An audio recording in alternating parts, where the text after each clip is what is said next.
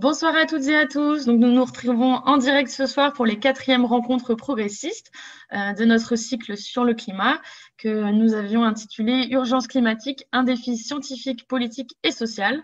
Donc, pour cette 4e rencontre, nous avons le plaisir de recevoir ce soir Céline Guivard, qui est membre du Haut Conseil pour le climat, ingénieure diplômée de l'École polytechnique, directrice de recherche au CIRED, et lauréate du prix Irène Joliot-Curie de la jeune femme scientifique 2020. Donc, ça va se passer un peu comme d'habitude. Donc, Céline Guivard va nous proposer une intervention qui aujourd'hui sera sur le thème diminuer les émissions de CO2 dans le monde, trajectoire en France et dans le monde d'ici 2050. Et ensuite, nous aurons un échange de questions comme d'habitude. Donc, n'hésitez pas à évidemment poser vos questions directement dans l'espace de commentaires de la vidéo. Dans le temps d'échange, on les fera remonter et puis ça donnera lieu à nos échanges. Donc, je vais laisser Céline nous faire son intervention et puis ensuite, on se retrouvera à la fin.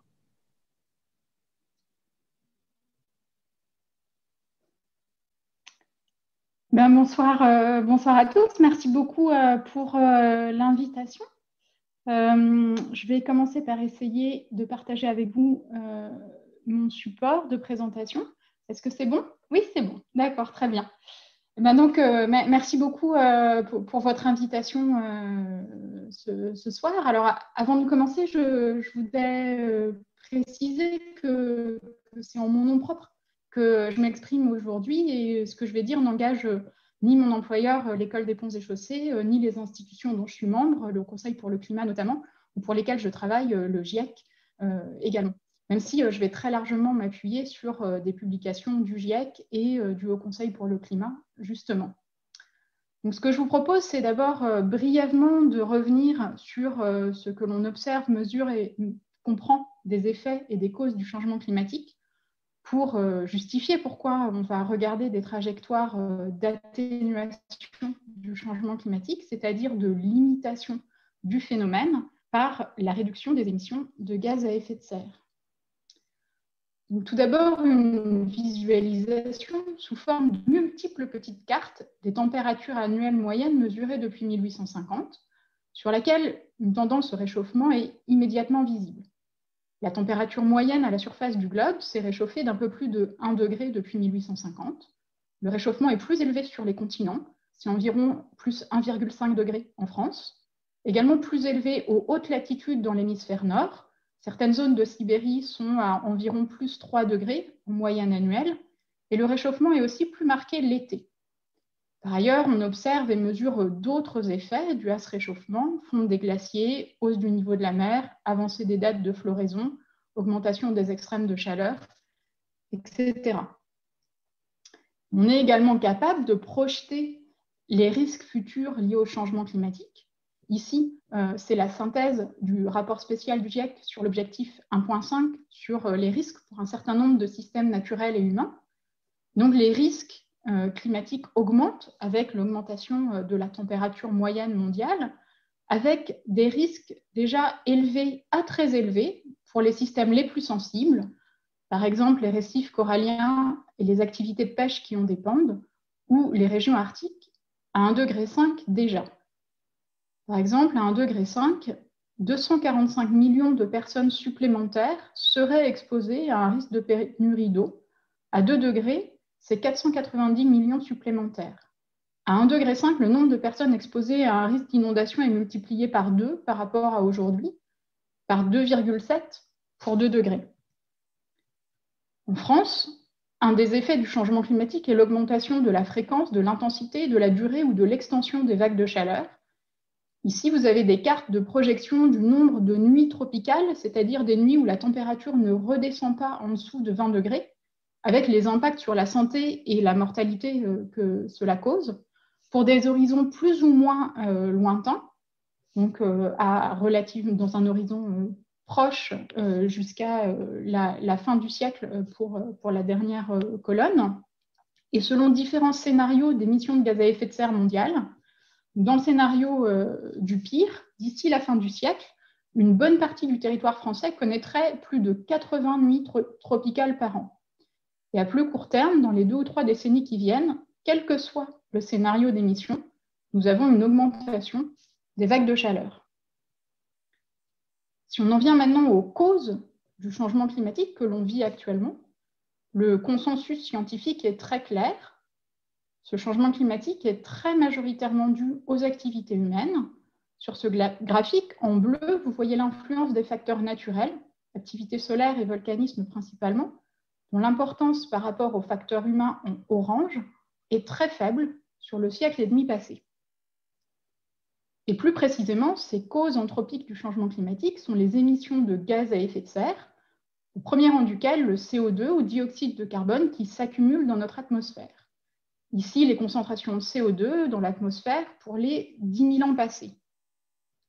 Et on peut faire un zoom sur les derniers siècles, qui ici apparaissent comme un pic quasi vertical, ce qui nous montre que l'augmentation de concentration de CO2 bat des records chaque année et atteint maintenant environ 416 parties par million. La cause de cette accumulation de gaz à effet de serre dans l'atmosphère, ce sont les émissions de gaz à effet de serre par les activités humaines. Donc, au premier rang duquel, je vous disais, le CO2 ou dioxyde de carbone, qui est émis quand on brûle des énergies fossiles, c'est-à-dire du charbon, du pétrole ou du gaz, qu'on appelle du gaz fossile, du gaz qu'on appelle le gaz naturel.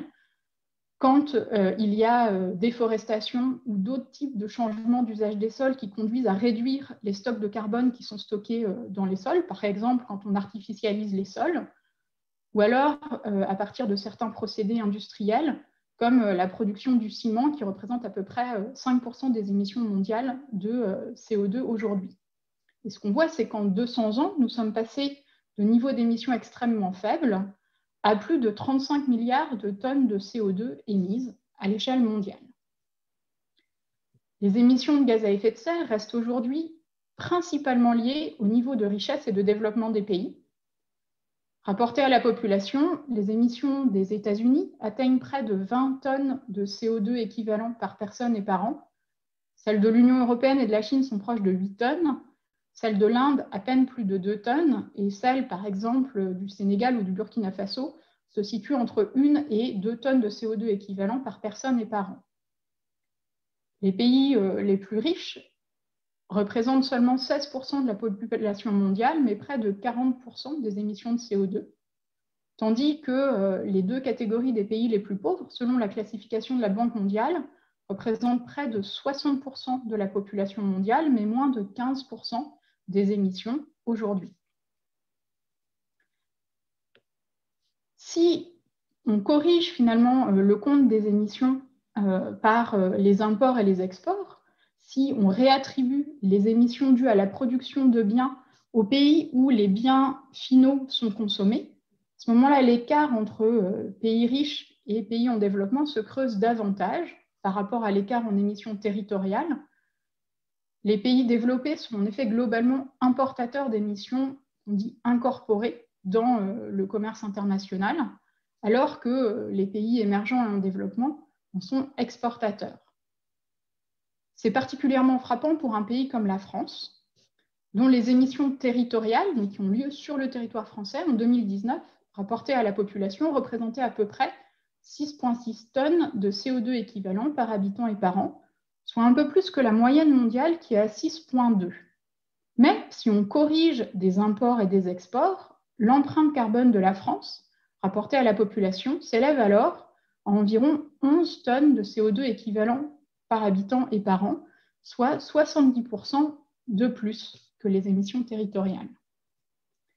Et enfin, si on cherche à attribuer aux différents pays la responsabilité historique du réchauffement planétaire observé aujourd'hui, c'est-à-dire la responsabilité historique du cumul des émissions qui se sont accumulées et qui sont aujourd'hui dans notre atmosphère, la contribution des pays développés est plus importante que leur part des émissions actuelles, car ils ont été les premiers à engager la révolution industrielle et ont participé à l'accumulation de gaz à effet de serre dans l'atmosphère depuis plus longtemps.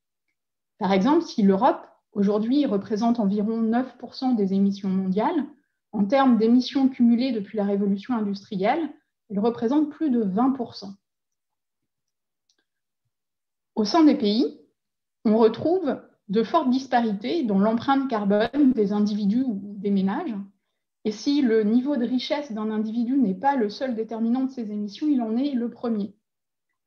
Cela a été démontré de façon robuste pour tous les pays européens, dont la France, pour les États-Unis, pour la Chine et pour d'autres pays dans le monde aussi. Par exemple, en France, l'empreinte carbone moyenne des ménages du 10e décile, c'est-à-dire les 10% les plus riches, est plus de 2 fois supérieure à celle des ménages du premier décile. De plus, toutes les émissions ne peuvent pas être mises sur un même plan d'un point de vue éthique. Parmi les émissions, il convient en effet de distinguer celles qui sont de l'ordre de la subsistance, celles qui apportent un confort et celles qui constituent un luxe. Mais je vous disais, les revenus ne sont pas le seul facteur. Et en fait, il existe de très grandes variations des émissions au sein des classes de revenus, en fonction du lieu de résidence, urbain, suburbain, rural, de l'âge, des modes de vie, etc. Et ici, vous pouvez voir que les variations au sein d'une tranche de revenus sont en réalité du même ordre de grandeur que les variations entre classes de revenus. En général, l'empreinte la plus inégale concerne les transports, et en particulier le transport aérien et le carburant des véhicules. Elle est moins inégale pour l'alimentation et pour les utilisations énergétiques résidentielles. Toutefois, dans la plupart des pays, l'inégalité des émissions est inférieure à l'inégalité des revenus. En France, par exemple, je vous disais, le rapport d'émissions entre le décile le plus riche et le décile le plus pauvre est d'un facteur à peu près 2. Sur les revenus, c'est un facteur 8. De sorte que des mécanismes qui mettraient un prix sur les émissions représentent alors une part plus importante du budget des ménages les plus modestes. On dit que ces mécanismes sont régressifs. Rappelons ici aussi que si les pays et les individus les plus riches contribuent de façon disproportionnée aux émissions de gaz à effet de serre qui causent le changement climatique, à l'inverse, les effets du changement climatique touchent de façon disproportionnée les pays et les individus les plus pauvres, qui sont à la fois plus exposés aux effets du changement climatique et surtout plus vulnérables à ces effets. Si maintenant on regarde les contributions des différents secteurs aux émissions de gaz à effet de serre, on retrouve que l'extraction, la transformation et l'utilisation d'énergie est le principal secteur émetteur de gaz à effet de serre. Donc, c'est ce que je vous disais. Les émissions viennent du fait de brûler des combustibles fossiles, du charbon, du pétrole, ce qu'on appelle le gaz naturel, du gaz fossile, pour produire de l'électricité ou pour des utilisations directes dans les transports, dans les bâtiments, dans l'industrie. L'agriculture et l'alimentation, plus généralement, sont un secteur important également, notamment avec l'élevage de bétail, en particulier de ruminants, qui conduisent à des émissions de méthane. La déforestation également est un des facteurs d'émission. En France, l'ordre des secteurs émetteurs est un peu différent, avec les transports comme premier secteur et qui représente plus de 30% des émissions territoriales, dont plus de la moitié sont les voitures, les véhicules particuliers. Et puis, presque 20% les véhicules utilitaires légers et encore 20% les poids lourds. Ensuite, à peu près à égalité, viennent 3 secteurs importants. L'agriculture, avec environ 19% des émissions, dont l'élevage représente une partie importante, puis les bâtiments, à peu près 18% des émissions de gaz à effet de serre, et l'industrie, près de 18% également. Donc voilà pour le constat des causes du changement climatique. Et je vous propose maintenant de nous tourner vers l'avenir et les solutions d'atténuation, c'est-à-dire de réduction des émissions de gaz à effet de serre pour limiter l'ampleur du changement climatique. Vous savez sans doute qu'en décembre 2015, l'ensemble des pays du monde réunis à Paris, au Bourget en l'occurrence, ont négocié l'accord de Paris sur le climat qui entérine l'objectif de long terme de contenir l'élévation de la température moyenne de la planète nettement en dessous de 2 degrés Celsius par rapport au niveau pré-industriel. Regardons donc quelles trajectoires d'émissions mondiales sont compatibles avec cet objectif de long terme. On utilise des modèles pour construire des scénarios prospectifs des émissions mondiales sur l'ensemble du XXIe siècle, en faisant varier les hypothèses démographiques, économiques, technologiques, de politique climatique aussi, pour essayer de balayer l'ensemble des incertitudes, l'ensemble des possibles, l'ensemble des plausibles. Et ces scénarios sont rassemblés et synthétisés dans les rapports du GIEC. Vous voyez ici cet éventail des trajectoires futures d'émissions, depuis des poursuites à la hausse des émissions mondiales, et même avec une accélération de cette hausse, jusqu'à des trajectoires où les émissions baissent immédiatement et rapidement. Donc, je vous propose de regarder de plus près les trajectoires compatibles avec l'objectif de long terme de l'accord de Paris. Ici, une figure du rapport spécial du GIEC qui montre les trajectoires d'émissions de gaz à effet de serre mondiales compatibles avec l'objectif de contenir l'augmentation de la température moyenne mondiale à 1,5 degré par rapport à l'ère pré-industrielle. C'est ces trajectoires qui illustrent, qui montrent l'urgence à agir pour que les émissions baissent et atteignent en quelques décennies ce qu'on appelle la neutralité CO2, c'est-à-dire des émissions nettes de CO2 nulles, ou autrement dit, le fait que les puits gérés par les activités humaines qui absorbent du CO2 de l'atmosphère, comme les forêts et les sols, contrebalancent les émissions de CO2 résiduelles dues aux activités humaines. Une chose qui est importante à voir dans cette figure, et en fait dans la précision qui est en dessous sur les années où les émissions nettes de CO2 deviennent nulles, c'est que quel que soit l'objectif de stabilisation de la température, il faut atteindre cette neutralité sur le CO2. Par exemple, pour 2 degrés, l'année où les émissions nettes de CO2 deviennent nulles est autour de 2070, pour 1,5 degré, autour de 2050, soit très bientôt, dans en fait 3 petites décennies.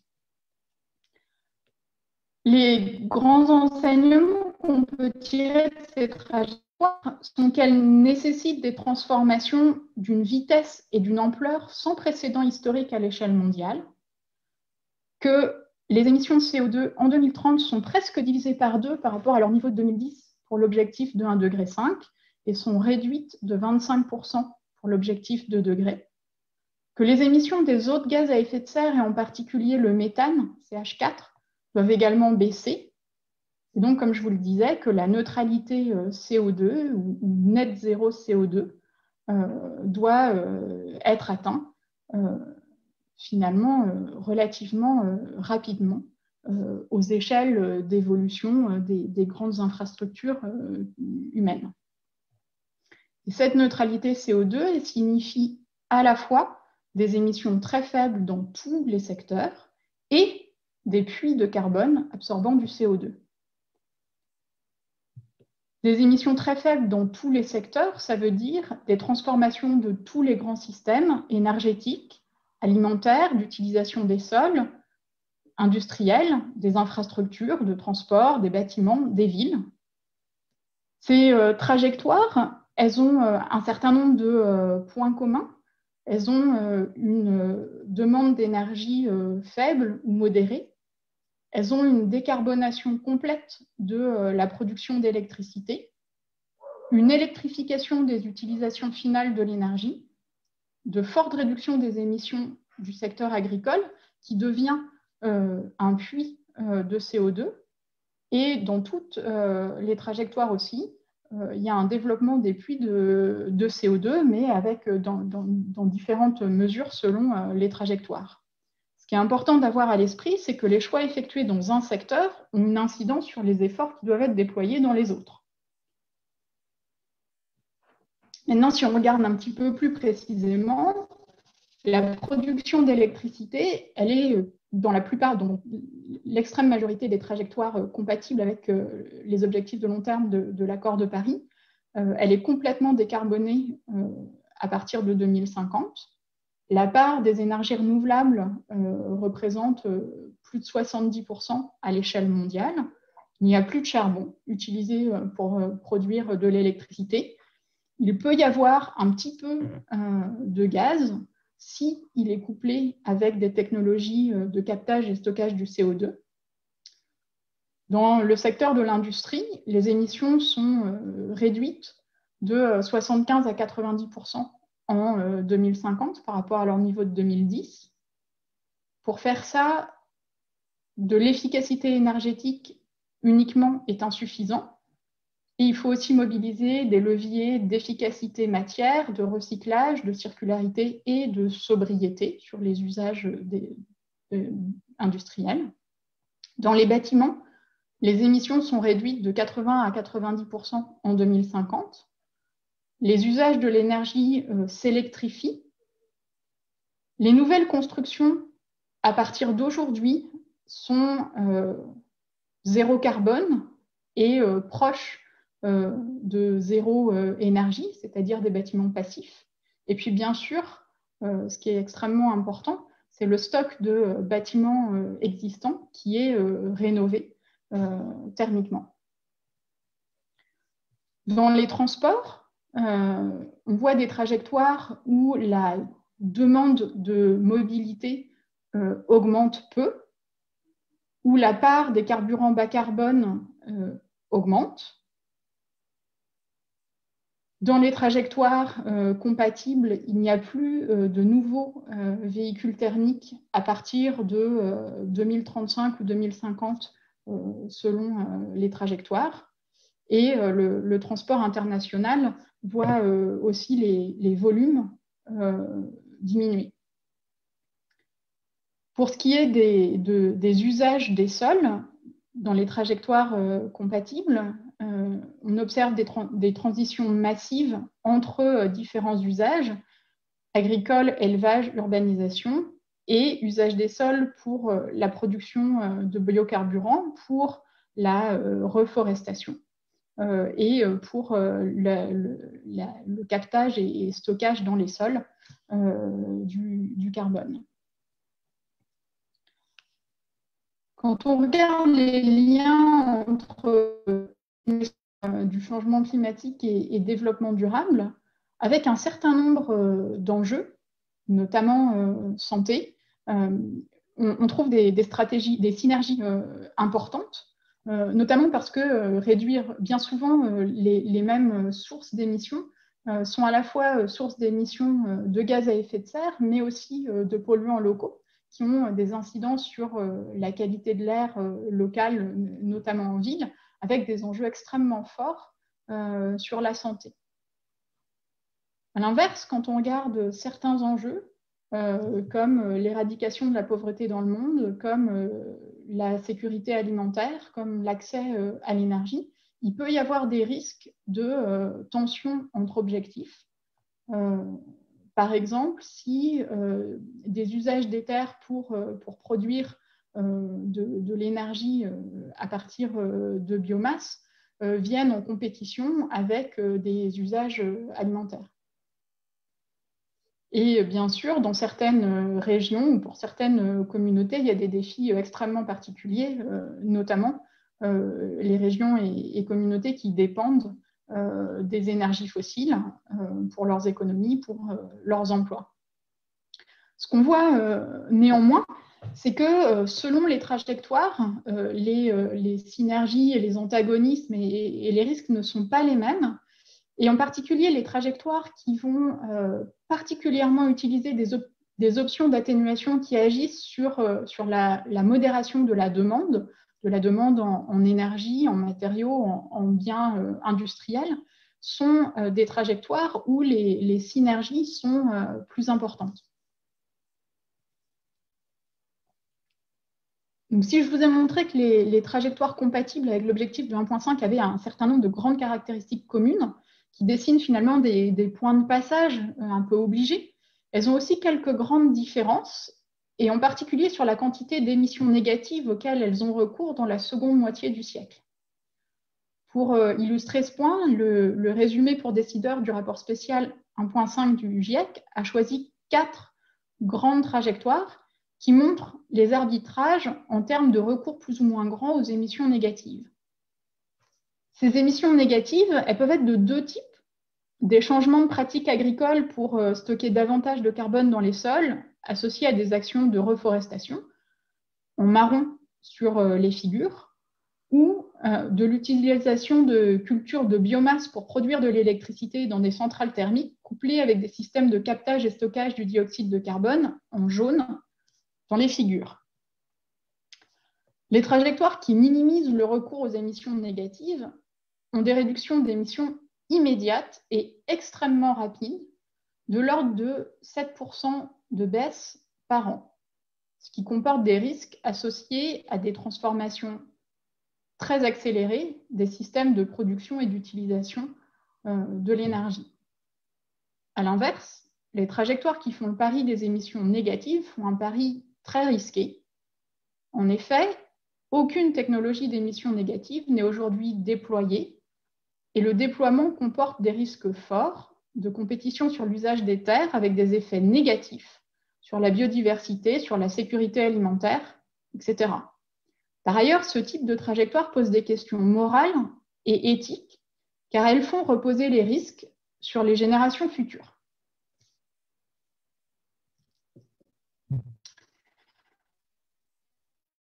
Nous en sommes par rapport à ces trajectoires compatibles avec l'objectif de long terme de l'accord de Paris. On peut en fait comparer la fourchette d'émissions dans laquelle nous amèneraient les contributions déterminées nationalement de l'accord de Paris, dans lesquelles les pays annoncent leurs objectifs pour 2030. Et cette fourchette ici, en rouge-orange, est bien trop élevée par rapport aux trajectoires sur lesquelles il faudrait être, donc en dessous, en bleu, jaune, vert.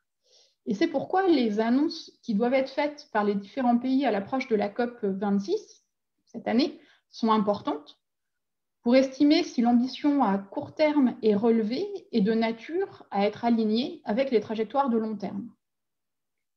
Je vous propose maintenant de faire un focus sur la France. Suite à l'accord de Paris, la France a revu son objectif de réduction des émissions dans ce qu'on appelle la stratégie nationale bas carbone, qui définit une trajectoire de réduction des émissions de gaz à effet de serre jusqu'à 2050 et fixe des objectifs à court et moyen terme, les budgets carbone, en fait les marches à court terme sur cette trajectoire.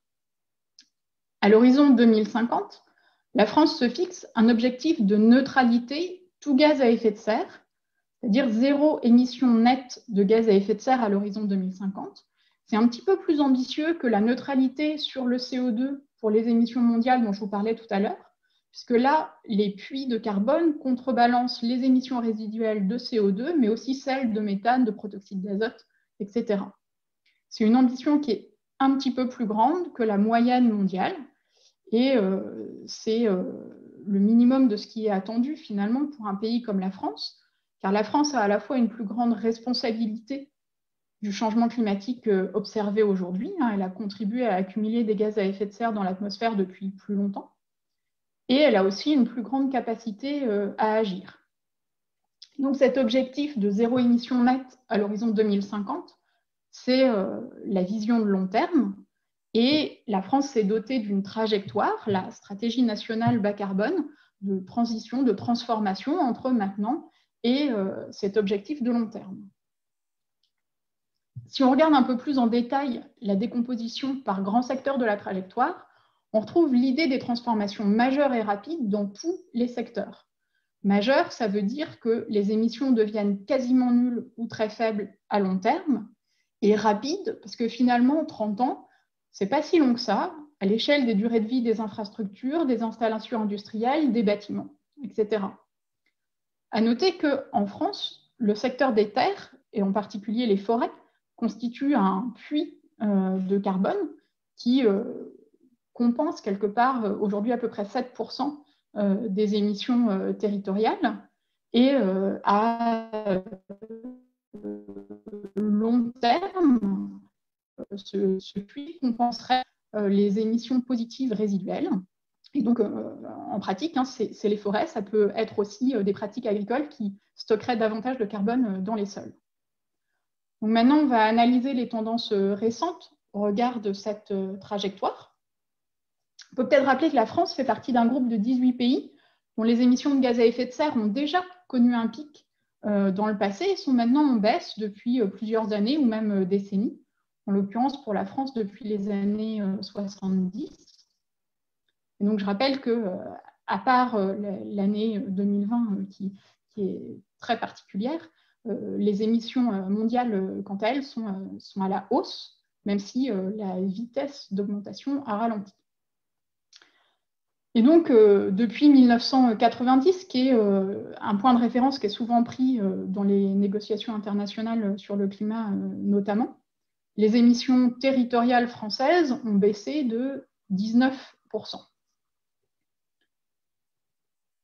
Sur la première période de la stratégie nationale bas carbone, 2015-2018, finalement la première marche sur la trajectoire dont je vous parlais tout à l'heure, les émissions ont connu une baisse moyenne de 1,1% par an, ce qui n'a pas été suffisant pour atteindre l'objectif de court terme que la France s'était fixé, le premier budget carbone, qui a donc été manqué. Et la vitesse de baisse aurait dû être à peu près le double pour atteindre cet objectif de court terme.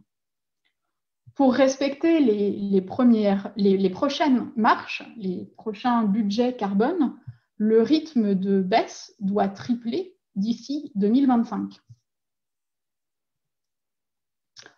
Donc, si maintenant on regarde le premier des secteurs émetteurs dont je vous parlais, les transports, qui représentent 30% des émissions territoriales, c'est aussi le seul secteur dont le niveau est aujourd'hui plus élevé que son niveau en 1990, depuis à peu près 10 ans.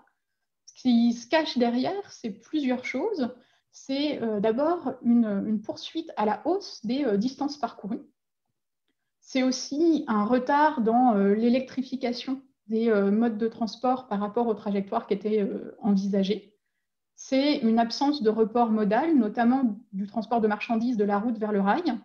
Et c'est aussi un ralentissement dans les améliorations d'efficacité. En fait, les gains d'efficacité des moteurs des voitures ont été complètement gommés ces dernières années par l'alourdissement des véhicules avec la mode des SUV. Dans ce secteur, pour réduire les émissions, les leviers à actionner sont nombreux. La réduction des distances parcourues, le report vers des modes moins émetteurs, transport public, train ou non émetteur, vélo, marche, le meilleur remplissage des véhicules, le choix de véhicules efficaces, légers, qui consomment peu, mais aussi des choix collectifs d'aménagement du territoire et d'investissement qui permettent justement cette réduction des distances parcourues et le report vers des modes moins émetteurs. Actionner ces leviers relève un peu de choix individuels, beaucoup de choix collectifs, aux échelles locales, régionales, nationales et même européennes, puisque, par exemple, les régulations qui portent sur les constructeurs automobiles sont décidées à l'échelle européenne. Et pour revenir sur la question des SUV et vous montrer que c'est vraiment massif, et cette fois-ci à l'échelle mondiale, il s'agit du second poste d'augmentation des émissions sur la dernière décennie, devant l'industrie, devant l'aviation, devant le transport de marchandises. Dans le secteur des bâtiments, donc le deuxième secteur, ou à égalité avec l'agriculture, qui représente à peu près 19% des émissions territoriales, les émissions diminuent, mais 3 fois moins vite que ce qui était prévu dans la stratégie nationale bas carbone. C'est dû à une stagnation de la consommation d'énergie des bâtiments. C'est dû à des rénovations énergétiques qui sont relativement nombreuses, mais pas au niveau de performance escompté. C'est dû à un retard dans l'élimination des chauffages les plus carbonés, et en particulier le chauffage au fioul. Donc là, dans ce secteur-là, le levier majeur, c'est l'accélération des rénovations énergétiques du stock de bâtiments existants en faisant des rénovations performantes, c'est-à-dire qui permettent d'atteindre des niveaux de consommation d'énergie très faibles. Actionner ce levier requiert de traiter la question du financement de ces rénovations énergétiques, mais aussi de développer une filière de la rénovation énergétique, des compétences. Et donc, c'est aussi un enjeu de formation et d'emploi. Le dernier secteur que je voulais aborder avec vous, et ce n'est pas vraiment un secteur à proprement parler, mais il s'agit des puits de carbone, à savoir les forêts et les changements d'usage. Donc, je vous disais, en France, les forêts et les changements d'usage des sols correspondent à un puits, une absorption de CO2 qui représente à peu près, qui compense à peu près 7% des émissions territoriales. Néanmoins, ce qu'on voit sur ces dernières années, c'est que les puits se sont affaiblis. D'une part, parce que l'artificialisation des sols continue, et d'autre part, parce que l'évolution du puits forestier, c'est l'évolution de la superficie des forêts, de la croissance des peuplements forestiers et de leur exploitation, s'il permet toujours de capter du CO2, son évolution n'est plus aussi positive que les années précédentes. Et ça met en évidence un risque important le long de la trajectoire envisagée vers la neutralité carbone, celui de la résilience des forêts face au changement climatique, justement, avec des risques de feu accrus, de parasites et de maladies, dont la progression est amplifiée par le changement climatique lui-même. Donc ici, les leviers résident dans l'arrêt de l'artificialisation des sols et dans la préservation du puits forestier. Le changement de pratique agricole pour stocker davantage de carbone dans les sols est aussi un élément important. Peut-être un mot sur planter des arbres, puisque c'est une solution qui est souvent discutée. Oui, en effet, ça permet de stocker du carbone. Et en ville, ça permet aussi d'apporter un rafraîchissement en adaptation au phénomène d'îlot de chaleur urbain, qui est amplifié par le changement climatique. Mais non, ce n'est pas la solution magique qui nous exonérerait de penser le reste. Il s'agit bien aussi de réduire les émissions de gaz à effet de serre partout, dans tous les autres secteurs. Ce qui m'amène à finir par quelques messages clés que j'aimerais que vous reteniez. Tout d'abord, il n'est jamais trop tard pour réduire les émissions de gaz à effet de serre. Quel que soit l'objectif de stabilisation du changement climatique, on évite des risques des niveaux supérieurs. Et quel que soit l'objectif de stabilisation du changement climatique, il faut atteindre la neutralité CO2 à l'échelle mondiale. Plus on attend, plus ce sera difficile et plus les impacts du changement climatique seront importants. Ça implique une action immédiate et forte, incluant toute la société pour une transition juste. Ça concerne l'ensemble des acteurs et l'ensemble de nos activités, comment nous nous déplaçons, comment nous nous logeons, nous chauffons, nous produisons, comment nous consommons. Il s'agit de mettre en œuvre une transformation de tous les grands systèmes énergétiques, alimentaires, d'infrastructures, à une échelle sans précédent historique. Les actions qu'il nous faut mener ne sont pas marginales, ne portent pas sur un seul aspect, ne sont pas seulement individuelles. Il s'agit de se concentrer sur les actions qui permettent d'avancer vers une neutralité carbone, collectivement, de façon juste et inclusive. Malheureusement, je n'ai pas de recette miracle unique à vous proposer, mais il faut une combinaison d'actions et d'instruments à mobiliser de façon systémique et cohérente, des prix sur le carbone, des réglementations, des investissements, de la recherche et développement, des formations, etc. Les négociations internationales sur le climat organisent la coopération et la solidarité entre pays sur le sujet, mais les réductions d'émissions viennent des politiques, mesures et actions nationales et locales. Chaque action, chaque choix de consommation, de production, d'investissement, collectif ou individuel, public ou privé, compte. Et peut-être pour terminer, je voudrais vous dire quelques mots sur le fond de ma diapositive de titre que vous connaissez peut-être. Il s'agit d'une représentation du changement climatique proposée par Ed Hawkins, où chaque ligne verticale représente la température moyenne d'une année, depuis 1850 à gauche jusqu'à 2200 à droite.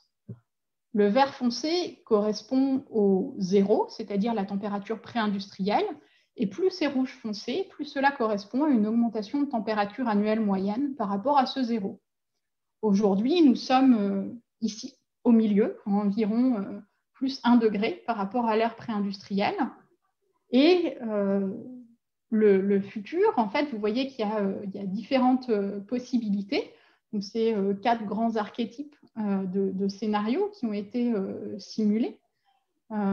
Et ce qu'on voit, c'est qu'il existe différentes possibilités pour le futur, différents scénarios selon les actions de réduction des émissions de gaz à effet de serre que l'on va mettre en place à l'échelle mondiale, que l'on ne va pas mettre en place. Donc le futur n'est pas encore écrit, ce sont nos choix collectifs d'aujourd'hui qui vont le déterminer. Je vous remercie pour votre attention et si vous avez des questions, je serai ravie d'échanger avec vous. J'ai quelques questions, Céline. D'abord, je te remercie pour ton exposé, très clair, avec un sujet compliqué, mais que tu as su, je dirais, traiter en relativement peu de temps, en donnant les pistes et l'essentiel peut-être de ce que l'on doit retenir des enjeux qui sont devant nous. La première question, c'est la demande de précision sur les puits de carbone. Et je vais la lire comme elle s'est exprimée. Comment les puits de carbone peuvent-ils stocker du CO2 chaque année sans être très vite saturés? Et donc, voilà, il faudrait un peu détailler, en particulier, que ce soit pour les sols, pour les forêts. Bon, il y a aussi l'océan, dont tu n'as pas trop parlé, mais qui est quand même aussi un puits de carbone très important. Voilà. Oui, première question. alors, merci beaucoup pour cette question. Alors moi, je ne suis pas une spécialiste du cycle du carbone. Je pense qu'il y aurait des collègues qui seraient bien mieux placés que moi pour répondre précisément à cette question-là.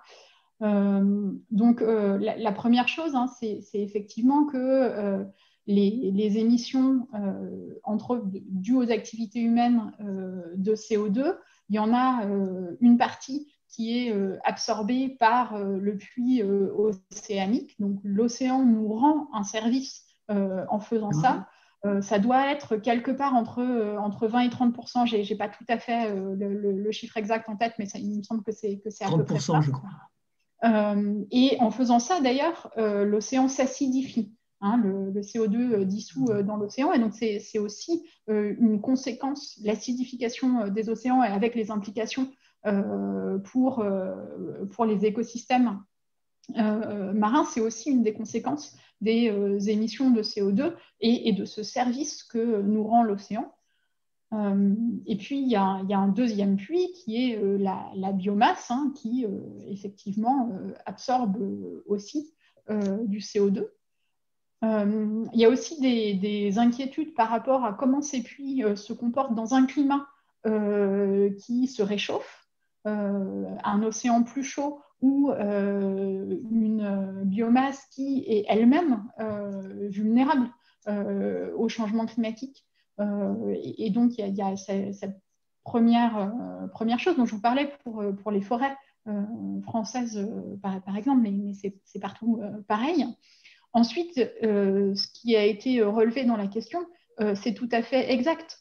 Ça joue le rôle d'un puits, c'est un flux qui continue à absorber, donc des forêts qui n'évoluent plus stockent du carbone, mais ne sont pas un puits au sens qu'elles continuent à en absorber. Et donc, quand je disais en France, aujourd'hui, les forêts représentent un puits, c'est bien parce que la dynamique aujourd'hui des forêts, c'est une dynamique à la fois par la croissance des peuplements et des surfaces forestées qui continue à stocker plus de CO2 chaque année. Et c'est bien ça dont on a besoin et pas seulement de conserver les stocks. Très bien. Alors, je vais passer. Il y a une question alors, que je vais lire aussi pour la retransmettre comme la personne l'a posée. Alors, si j'ai bien compris, la stratégie bas carbone ne tient pas compte des émissions liées aux importations. N'est-ce pas un problème d'oublier ce point? penser que des politiques de réindustrialisation peuvent avoir un effet positif pour le climat? Et c'est Nicolas Jacques qui la pose, la question. Tout à fait. Merci pour cette question qui est extrêmement pertinente. En effet, la stratégie nationale bas carbone, telle qu'elle est conçue aujourd'hui, elle concerne les émissions territoriales de la France, donc qui ont lieu sur notre territoire. C'est comme ça parce qu'en fait, dans les négociations internationales, les différentes parties à la Convention cadre des Nations Unies sur le changement climatique et à l'accord de Paris négocient sur les émissions territoriales. Et donc c'est pour ça en fait que la stratégie nationale bas carbone porte sur les émissions territoriales. Donc comme je le disais, pour la France, les émissions territoriales ne représentent pas l'entière responsabilité de nos activités sur les émissions. Il y a d'une part les transports internationaux qui ne sont pas inclus, et puis il y a d'autre part les émissions dues à la production de biens qui sont in fine importés et utilisés en France, mais qui conduisent à des émissions sur d'autres territoires. Et on parle à ce moment-là d'empreinte carbone de la France. Donc, je vous disais, l'empreinte carbone de la France, elle est 70% plus élevée que les émissions territoriales. Et bien sûr, c'est important d'une part de mesurer et de suivre ces questions-là. Et par ailleurs, de veiller à ce que quand on réduit les émissions territoriales, on n'est pas en train de simplement de les faire bouger ailleurs dans le monde. Et donc, parce que de la physique de la question climatique, ce qui compte, c'est les émissions mondiales. Et donc, il y a bien cette question-là. Et d'ailleurs, c'est important de voir que quand on regarde où est le dernier lieu de transformation des biens qui correspondent à ces 70% d'émissions qui ont lieu ailleurs pour des biens qui sont in fine utilisés en France, en fait, une majeure partie, pas loin de 75%, c'est des produits dont la dernière transformation a lieu sur le territoire français. Donc ça veut dire que les décisions d'acteurs qui sont sur le territoire français sont importantes et ont une marge de manœuvre. Donc, évidemment des ménages par les choix de consommation, mais aussi des entreprises par les choix de localisation de leurs activités et les choix d'approvisionnement le long de chaînes de valeur. Et donc, il y a des leviers de politique publique aussi pour pouvoir agir sur ces effets-là. Très, très bien. J'ai alors une question qui est plus adressée directement. Ce que fait référence au fait que vous appartenez au Conseil pour le climat. Et donc, et ce Haut Conseil a rendu des avis assez négatifs sur la politique qui est menée actuellement. Et est-ce qu'il y a moyen, je dirais, d'influencer le politique en général, je dirais, par rapport aux enjeux qui sont soulignés par le Haut Conseil, quoi. Donc là, c'est très politique. C'est très politique. Donc le Haut Conseil, c'est une institution indépendante d'experts qui est chargée de donner des avis et des recommandations sur les politiques publiques en France face au changement climatique, politiques d'atténuation et aussi d'adaptation. On a moins regardé jusqu'à présent. Ce qu'on a fait jusqu'à présent, c'est de toujours s'appuyer sur des données, des faits, des analyses pour faire un constat et pour pouvoir proposer des recommandations. C'est vrai que le constat, il est que les objectifs, ils ne sont pas atteints. Et alors, il y a des éléments qui avancent. une prise en compte de plus en plus de ces questions-là, de façon de plus en plus transversale dans la fabrique des politiques publiques. Ça avance trop lentement par rapport à l'enjeu, c'est évident. Après, est-ce qu'il y a moyen d'influencer l'avenir le dira. Je pense que c'est aussi pas uniquement le rôle du Haut Conseil pour le climat. Je pense qu'il y a finalement chacun de la place où il est a un rôle à jouer, que ce soit les citoyens, les parlementaires, etc. Donc voilà. Oui, oui, je suis tout à fait en phase avec ce que vous venez de dire. Et donc, c'est pour ça que nous organisons des débats sur le climat. Et donc, ça participe effectivement de ce que vous dites. Mais alors, pour aller un peu plus profondément dans la problématique, vous avez mentionné là, le net zéro CO2.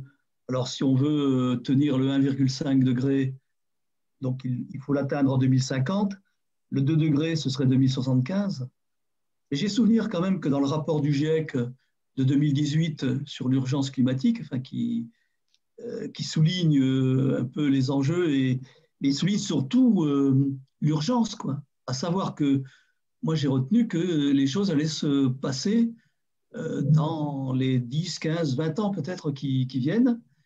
J'ai vu, et vous le mentionnez, hein, dans un des transparents, vous l'avez mis, et donc ça, on est d'accord. Et par rapport à cela, la question qu'on peut légitimement se poser, parce qu'on voit apparaître plein de propositions, l'hydrogène. On nous dit, il y a ce rapport de l'AIE avec RTE pour dire qu'en 2050, on peut être avec une proportion très importante de NR, sauf que souvent les commentateurs ont oublié de voir qu'il y avait des conditions très, très, très importantes. Il y en avait 4. Voilà. Est-ce qu'on est en capacité de modifier, je dirais, enfin de construire dans les 10, 15, 20 ans qui viennent, de développer, on va le dire comme ça, de développer les pistes que l'on donne, l'hydrogène et tout cela, et donc de le déployer au niveau, je dirais, national ou international même, de façon à pouvoir être sur la bonne courbe, je dirais, parce qu'on sait bien que le climat, c'est un système dynamique avec une très grande inertie, quoi, hein, et si on est sur la mauvaise courbe, on ne pourra pas revenir en arrière, quoi. Donc voilà, on sent bien quand même que cette urgence, c'est vraiment pressant, quoi. Alors voilà, qu'est-ce que vous avez à dire par rapport à ça? Oui, alors je vais peut-être revenir sur la question de l'urgence et sans doute sur la difficulté à communiquer. Quand on parle d'atteindre la neutralité carbone en 3 décennies, 3 décennies, ça peut paraître long. C'est en fait extrêmement court à l'échelle des durées de vie des infrastructures, des durées de vie des bâtiments. Et donc,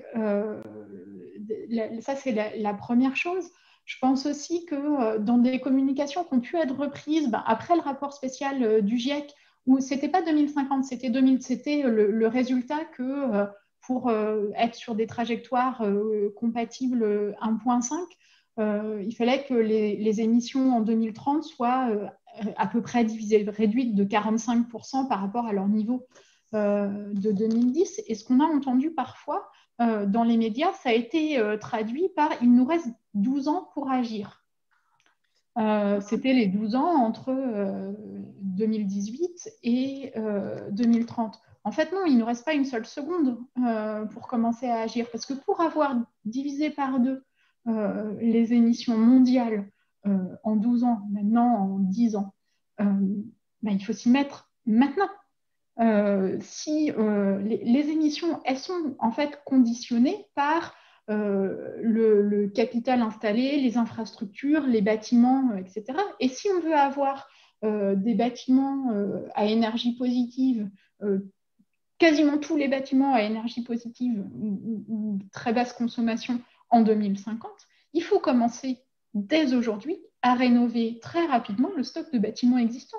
parce que les bâtiments, ils ont des durées de vie de plusieurs décennies, voire plusieurs siècles. Et donc, elle est là, en fait. Elle est là, l'urgence, et chaque jour est important. On n'a pas 12 ans, et puis pouf, c'est la catastrophe. Et en plus, cette idée d'un mur après lequel il est trop tard, en fait, c'est pas réel.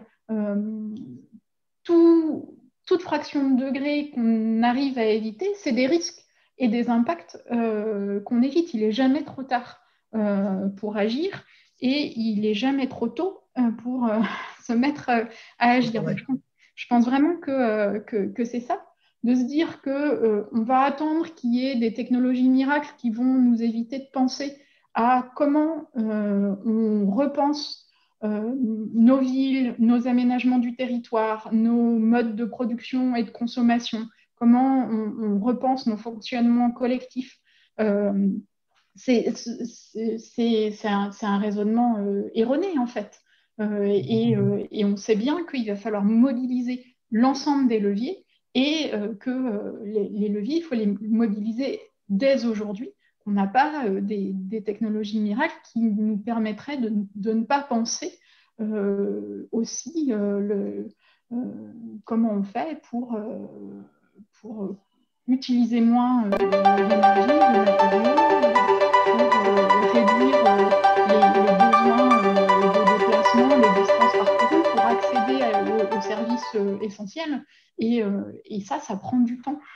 Et en fait, il y a l'inertie du système climatique qui est importante, mais il y a l'inertie des systèmes humains, des systèmes construits, qu'il faut aussi prendre en compte. Alors, j'ai une question aussi qui concerne les multinationales. Alors, attends, c'est que... Voilà. Les scénarios au niveau de la responsabilité des multinationales. Est-ce que c'est un acte de travail du GIEC ou est-ce que c'est un acte de réflexion? Parce que, par exemple, pour la France, on sait que l'industrie en France représente actuellement 10-12%. Il y a 25 ans, c'était un peu plus de 20%. On sait que les multinationales à base française sont beaucoup parties dans les pays, bon, d'abord certains pays européens, et puis ensuite en Asie, voire certains pays de la Méditerranée. Surtout des pays où, par exemple, l'énergie, enfin, le système de production émet beaucoup de gaz à effet de serre parce qu'ils utilisent, par exemple, l'électricité à base de charbon, enfin des choses que vous avez dites d'ailleurs. Voilà. Est-ce qu'il n'y a pas un problème spécifique qui est lié, pour la France en tout cas, qui fait d'ailleurs la différence entre ce que l'on émet en France et ce qui est l'empreinte carbone pour la France, quoi? Je pense que les multinationales, effectivement, elles posent une vraie question pour la régulation par des politiques publiques nationales. Et avec un pouvoir et une capacité d'influence qui parfois dépasse celle des États. Et ça pose un problème spécifique. Alors maintenant, est-ce que c'est un axe dans les travaux du GIEC? Bon, il faut rappeler que ce que fait le GIEC, c'est une synthèse et une évaluation de l'état des connaissances. Donc, on recueille et on évalue les articles qui ont été publiés par les communautés de recherche sur différents sujets. Le GIEC ne produit pas de nouvelles connaissances, mais va regarder où est-ce qu'il y a un consensus, où est-ce qu'il subsiste des incertitudes et qualifier en fait ce consensus et ces incertitudes. Il n'y a pas de chapitre spécifique. Donc moi, je suis impliquée dans le groupe des auteurs sur le groupe 3, qui est le groupe qui travaille sur l'atténuation. Et notre rapport va sortir à la toute fin de cette année ou tout début 2022. Et on n'a pas de chapitre spécifique sur les multinationales. Il y a des chapitres sectoriels, donc sur le secteur de l'énergie, sur le secteur de l'agriculture et de l'alimentation, et dans ces chapitres-là, évidemment, il y a des éléments sur les entreprises de ces secteurs-là.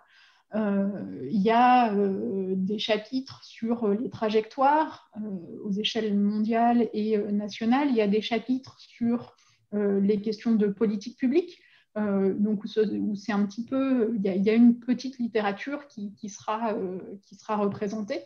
Il y a il y a un chapitre sur la question de la finance, où là aussi, je pense qu'il y a des enjeux très fortement liés aux multinationales, notamment parce que le secteur de la finance est très international et aussi parce que c'est un secteur qui a un levier, en fait, par les financements.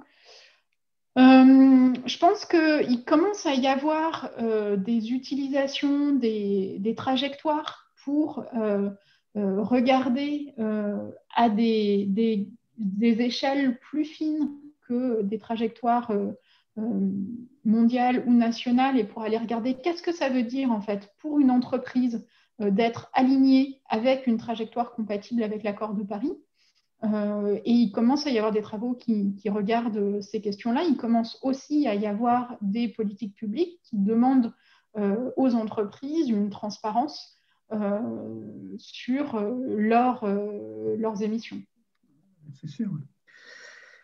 Une question, alors, vous avez mentionné dans un des transparents, électrification des utilisations de l'énergie. Donc, et ça, je pense que c'est juste. D'ailleurs, l'AIE l'avait déjà souligné il y a quelques années, je me souviens. Et c'est répété aussi par d'autres entités. Donc, ça veut dire augmenter la production d'électricité, concrètement. Et à ce moment-là, ça m'amène à interroger, vous savez qu'il y a des groupes de réflexion. Moi, je pense par exemple à Négawatt, le titre même d'ailleurs, quand elle a construit ces scénarios pour arriver à une électricité essentiellement à base de NR, c'était avec la contrainte très forte d'une baisse de production d'électricité. Ce qui paraît maintenant totalement hors sujet, je dirais, par rapport au fait que si on bascule les usages sur l'électricité, et si on y rajoute la question de l'inégalité que vous aviez soulignée dès le départ, à savoir qu'en France, il y a plus de 5 millions de familles qui sont dans la précarité énergétique, ce qui veut dire essentiellement qu'ils habitent dans des maisons qui sont à tout vent, je dirais, pour le dire comme ça. C'est 12 millions de personnes quand même en France. Donc c'est un sujet très, très, très, très fort.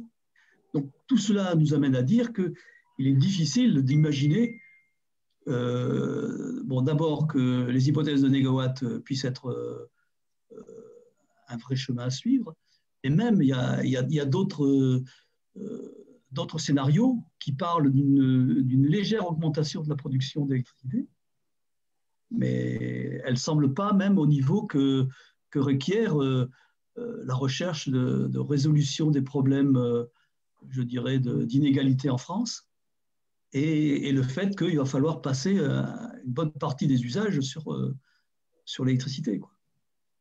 Voilà. Je ne sais pas si c'est une question... Alors, moi, je vais être un petit peu moins spécialisée sur cette question-là, en particulier sur la France. À l'échelle des trajectoires mondiales, en fait, ce qu'on voit, c'est dans les trajectoires qui atteignent des niveaux d'émissions compatibles avec 1,5 ou même avec 2, on a deux choses. On a une électrification des usages de l'énergie finale. Pourquoi ? Parce qu'en fait, on décarbone la production d'électricité, et donc c'est une façon de pouvoir décarboner après les secteurs en aval. Mais on a aussi en conjonction une réduction dans certaines régions du monde ou une modération de l'augmentation dans d'autres des demandes de services énergétiques. C'est-à-dire que c'est des scénarios, c'est pas des scénarios où on fait tout pareil et simplement on électrifie. C'est des scénarios où le levier en fait d'efficacité énergétique et de sobriété énergétique ces deux leviers-là sont aussi mobilisés. Il ne s'agirait pas, si on parle des transports par exemple, il ne s'agirait pas de se dire bon on va simplement remplacer toutes les voitures par des voitures électriques qui en plus poseraient des questions de matériaux, etc. Mais bien qu'on va aller jouer sur tous les leviers. Regarder où est-ce qu'on peut réduire les distances parcourues, qu'est-ce qu'on peut substituer sur d'autres modes, comment est-ce qu'on peut faire que les véhicules soient bien remplis, soient pas trop lourds, etc. Et puis, tout ce qu'on n'aura pas réussi à faire sur les autres leviers, effectivement, électrifier. Je pense que c'est l'ensemble des choses et c'est pas juste on électrifie. Après, sur la précarité énergétique en France, il me semble que c'est surtout une question de rénovation des passoires thermiques. Avant une électrification. Et voilà. Oui, oui, tout à fait. Alors, il y a encore quelques questions, si vous avez le temps. Oui, j'ai encore quelques minutes. Ah ben, c'est super. Merci beaucoup, en tout cas, pour votre disponibilité. Alors, voilà. Alors là, il y a une question aussi qui va sur le social. Alors, pouvez-vous nous donner, votre avis concernant la problématique de l'acceptabilité sociale des mesures nécessaires pour réduire les émissions? On a vu les gilets jaunes, par exemple. Donc, est-ce que ça va être accepté si on demande des efforts? Ouais. Je peux peut-être répondre sur la fiscalité carbone qui a été un des déclencheurs de la crise des Gilets jaunes. J'ai des collègues qui ont étudié la fiscalité carbone telle qu'elle a été mise en place en France et qui ont étudié ses effets distributifs et ses effets sur la précarité énergétique. Et en fait, et d'autres collègues d'ailleurs aussi ont montré très clairement que la taxe carbone telle qu'elle a été mise en place en France, elle est régressive. Ça veut dire qu'elle représente en moyenne une part de budget plus important pour les ménages les plus modestes. C'est ce que je montrais finalement quand je parlais des empreintes carbone par revenu. Si on met un prix, on retrouve la même inégalité.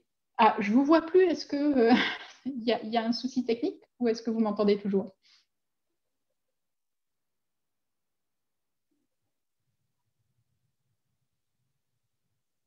D'accord.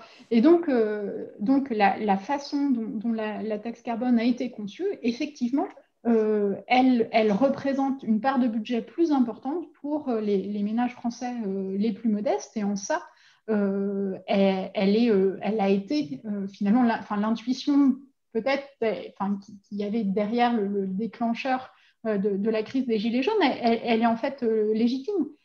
Puisque il y a eu une injustice réelle.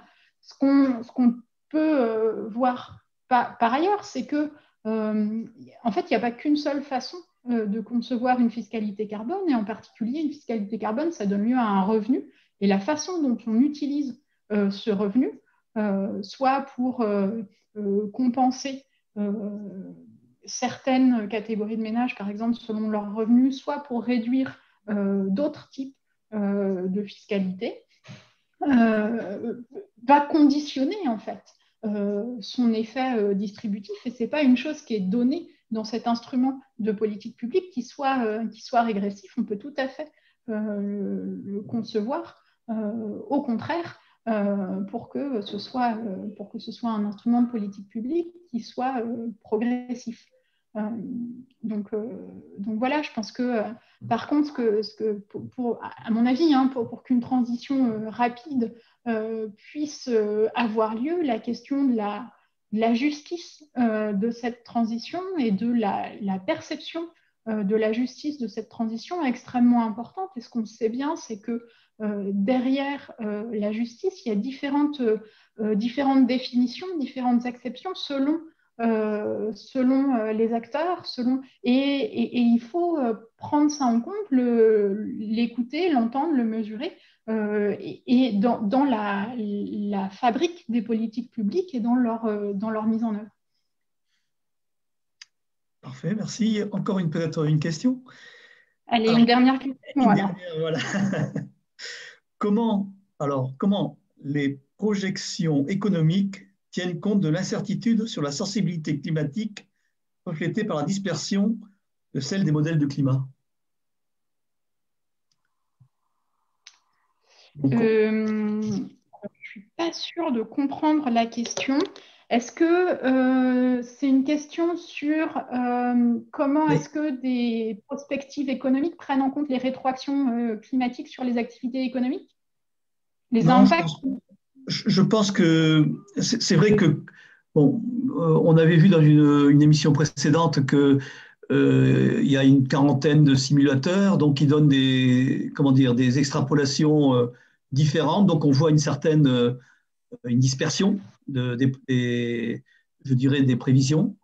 Et donc, moi, je le comprends comme ça. Et donc, est-ce que par contre, au niveau économique, on tient compte de... Voilà. D'accord. Peut-être que la question elle porte sur comment on traduit des trajectoires d'émissions de gaz à effet de serre qui proviennent de simulations des évolutions démographiques, économiques, technologiques, etc. Comment ces trajectoires d'émissions sont traduites en termes climatiques, en température. Par exemple, chaque fois que je vous ai parlé d'une trajectoire compatible de degrés, compatible 1,5 degré, comment est-ce que derrière ça, il y a une prise en compte de l'incertitude de la réaction du système climatique au forçage radiatif dû aux émissions de gaz à effet de serre. En fait, ce qu'on fait, c'est qu'on utilise des modèles simplifiés de climat. On appelle ça des émulateurs dans notre jargon technique, qui sont des modèles plus simples que les modèles de système Terre de mes collègues modélisateurs du climat, et donc ils vont tourner beaucoup plus vite. Mais on va calibrer ces modèles plus simples sur la distribution des résultats donnés par les modèles de système Terre, et donc sur la distribution en fait des résultats. Et quand on parle d'un scénario de degrés, en fait, c'est un petit peu un abus de langage. C'est un scénario qui a une certaine probabilité de rester en dessous de 2 degrés. En général, soit c'est sur le pic de température atteint, soit c'est sur la température atteinte en 2100. Et en général, ce qu'on prend, c'est une probabilité de 66%, 66 de rester sous. Donc, quand on dit en fait une trajectoire de degrés, c'est une trajectoire probable dans le jargon du GIEC. Et probable, ça veut dire qu'il y a en fait 2/3 de chances de rester en dessous de la température en question.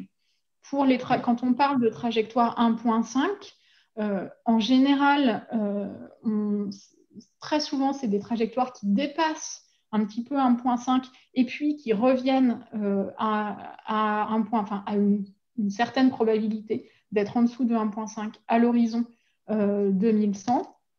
Et quand on parle de trajectoire 1,5 sans dépassement, en fait, en général, la probabilité, c'est seulement 50%. Parce qu'on n'arrive plus à construire aujourd'hui de trajectoires d'émissions qui ont une probabilité supérieure, étant donné la distribution des modèles de climat. Parfait. Je ne sais pas si ça répond à la question. En tout cas, ça donne pas mal d'informations et c'est très intéressant. Je crois qu'on va en rester là. Donc, la retransmission va s'arrêter. Je donne peut-être quelques éléments sur la suite de notre programme et notre prochain rendez-vous, donc dans à peu près un mois, c'est pour traiter de la transition énergétique vue par Bertrand Casseret, hein, qui est un enseignant dans le nord de la France, à l'université. Et le titre de l'ouvrage qu'il a publié s'appelle « Ces vérités qui dérangent ». Donc, ce sera notre prochain rendez-vous. Et j'espère comme ça qu'on peu à peu, on arrive à construire et approfondir la réflexion sur les enjeux que nous avons pour essayer de réussir le changement climatique. Encore une fois, merci beaucoup Céline. Et c'était vraiment très, très intéressant. Merci pour votre invitation.